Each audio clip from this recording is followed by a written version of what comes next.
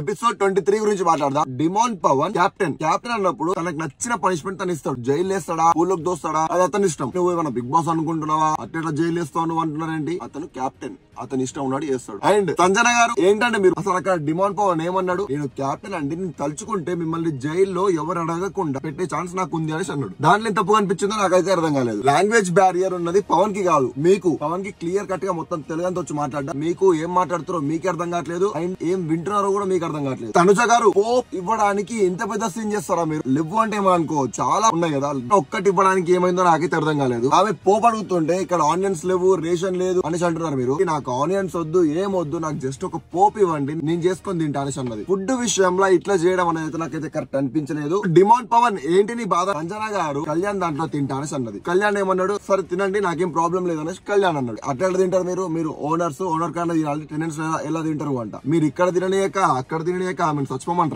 Sanjana place లో రీతు శ్రీజనో ఉండుంటే ఇంతే రూడ్ గా బిహేవ్ చేసేవాడివా? సంజన గారు అసలు ఏం మాట్లాడుతున్నారు, ఎక్కడున్నారు అనేది కొంచెమన్నా లేదా మీకు? నేను మమ్మీని, వాళ్ళు అమ్మాయిలు, అందుకని చెప్పి వాళ్ళని చూస్తున్నావా, నాకు సపోర్ట్ చేయట్లేవా అంట. అసలు కొంచెమన్నా ఉందా? నాకు అర్థం కావట్లే. అట్లా అంటారు ఎవడన్నా. ఇమ్యూనిటీ టాస్క్ ఎవరయ్యా సుమనన్న టాస్క్ లు ఆడడం చెప్పింది. ఈ రోజు చూసారు కదా, పడేసిండు. నెక్స్ట్ లెవెల్ ఆడిండు, మస్తు అనిపించింది. దివ్య కూడా మస్తు అంటే మస్తు ఆడింది, మస్తు సపోర్ట్ చేసింది సుమనన్నకి. సూపర్.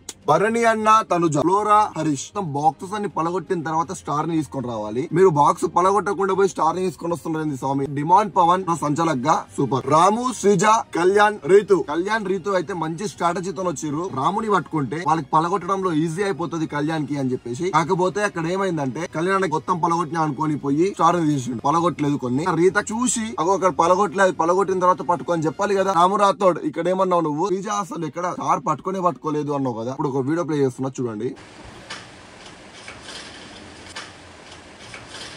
క్లియర్ గా పలగొట్టక ముందు పట్టుకుంది, అక్క పట్టుకుందని ట్రై చేసింది కాబట్టి జారి కింద పడ్డది. సంజన గారు కావాలని పవన్ టార్గెట్ చేసింది అనేసి అయితే నాకు అనిపిస్తుంది. డిమాండ్ పవన్ చాలా నీట్ మంచి పాయింట్స్ పెడుతున్నాడు.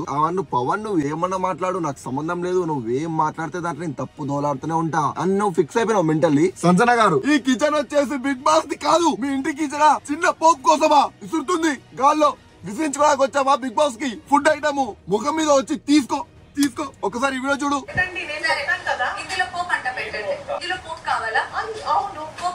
విసిరిందా? ముఖం పగిలిందా? ఇట్లా విసిరిందా? ముఖం మీద పడ్డదా? రక్తం వస్తుందా? ముఖంకి దెబ్బలు తాకినాయా? విసురుతుంది గాల్లో, విసురుతుంది. సర్లే ఇట్లేసింది. ఇట్లా విసరడం అంటే ఇచ్చి పడేయడం ముఖం మీద. డిమాండ్ పవన్ బ్రిడ్జెస్ వేయడానికి ఇమాన్యుయల్ ని, భరణి అన్నని, శ్రీజని కాకుండా హరీష్ గారిని, సంజన గారిని, కళ్యాణ్ గారిని పిలిచుంటే వేరే ఉండేదేమో అనేసి నాకు అనిపించింది. తనుజ అండ్ సుమన్ అన్న కంగ్రాచులేషన్స్.